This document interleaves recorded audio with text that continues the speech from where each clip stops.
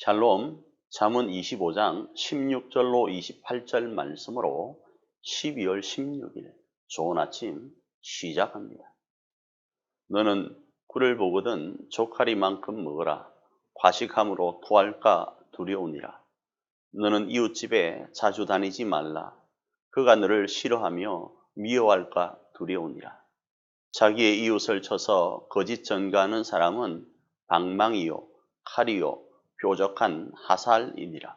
환난 날에 진실하지 못한 자를 의뢰하는 것은 부러진 이와 위골된 발 같으니라. 마음이 상한 자에게 노래하는 것은 추운 날에 옷을 벗음 같고 소다 위에 식초를 부음 같으니라. 네 원수가 배고파 하거든 음식을 먹이고 목말라 하거든 물을 마시게 하라. 그리하는 것은 빈 숫을 그의 머리에 놓는 것과 일반이요 여호와께서 네게 갚아 주시리라. 북풍이 비를 일으킴 같이 참소하는 혀는 사람의 얼굴에 분을 일으키느니라.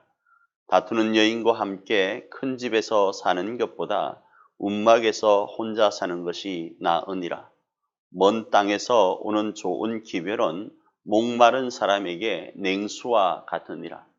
의인이 악인 앞에 굴복하는 것은 우물이 흐려짐과 샘이 더러워짐과 같으니라. 꿀을 많이 먹는 것이 좋지 못하고 자기의 영예를 구하는 것이 헛되니라. 자기의 마음을 제어하지 아니하는 자는 성읍이 무너지고 성벽이 없는 것과 같으니라. 오늘은 어제에 이어서 두 번째 시간으로 세상을 신묘막측하게 만드신 하나님 안에서 지혜로운 자는 어떻게 생활할 것인지를 말씀하고 있습니다. 먼저 막 몸에 땡긴다고 함부로 먹지 말라고 말합니다. 심지어 그게 꿀이라 할지라도 말입니다. 왜 그런가?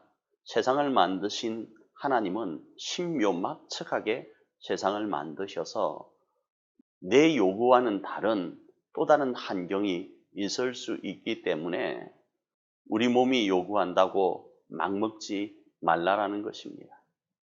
두 번째로는 가고 싶어도 가지 말라라는 겁니다. 어떤 이웃과 사귀어서 그 집에 너무 가고 싶습니다. 그런데 신묘막측하게 지으신 하나님을 생각해서 가고 싶은 내 욕구대로 다 하지 말라라고 말씀을 하고 있습니다. 또 이웃이 너무 미워서 그 사람에게 불리한 진술뿐만 아니라 거짓된 내용으로 그 사람을 호도하고 싶은 마음이 생길 수 있습니다. 그런다고 그러지 말라라는 것입니다.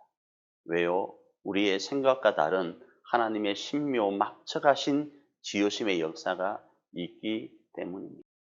또 노래할 일이 있어도 마음이 상한 자 앞에서는 하지 말라고 말씀합니다. 뭐 어때? 이렇게 이야기할 수 있습니다. 그런데 다시 말씀드립니다. 하나님은 세상을 신묘막측하게 지으셨습니다.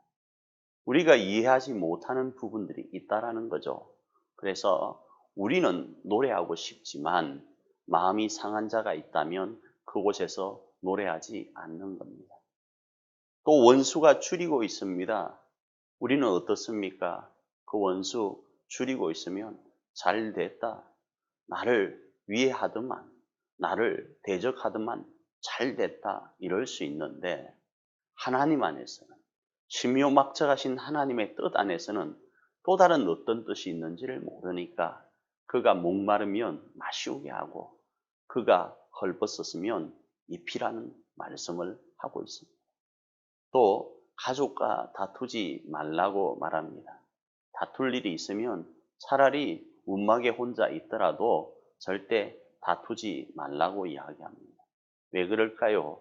바로 세상을 만드신 하나님은 신묘막측하게 세상을 만드셨기 때문에 내가 알지 못하는 또 다른 무언가가 있을 수 있다는 겁니다. 그럼 우리는 어떻게 해야 되는가? 오늘 본문은 먼 곳에서 온 좋은 소식 같은 삶을 살길 말씀합니다. 생각지도 않은 좋은 소식으로 인하여서 기쁨을 주는 역사, 어제도 나눈 것처럼 보내신 이에게 얼음 냉수와 같은 역할을 감당하라고 말씀을 합니다. 오늘 하루 우리 가족들이 이루하기를 원합니다.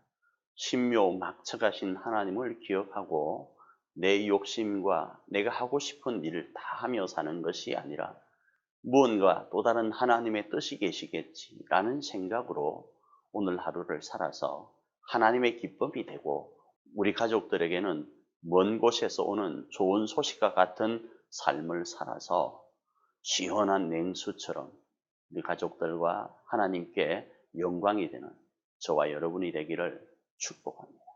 좋은 아침입니다.